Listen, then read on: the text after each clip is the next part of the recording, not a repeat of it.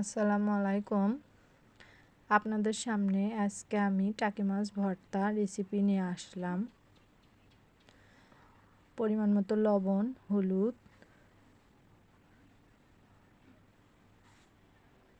গুঁড়া মরিচ, সামান্য সরিষার তেল দিয়ে মেখে নিলাম। মেখে নিয়ে কড়াইয়ে ভেজে নিব। ভেজে উঠাইলাম।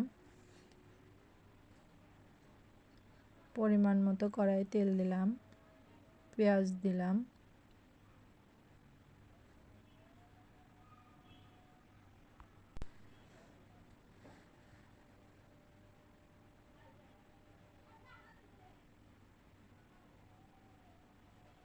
সামান্য পরিমাণে আলু দিলাম,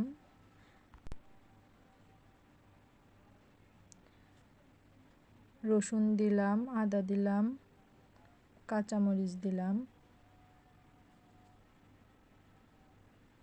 হলুদ,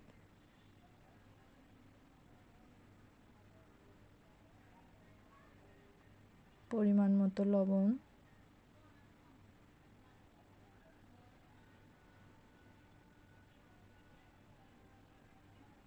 পরিমাণ মতো তেল, সরিষার তেল দিলাম,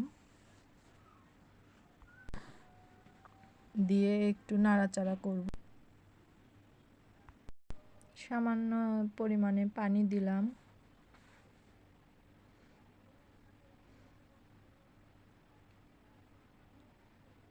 দিয়ে ভেজে নিলাম। এই হলো আমার টাকি মাছ ভর্তা। এখন পাটায় পিষে নিলাম, পাটায় বা ব্লেন্ডার পিষলে হলো।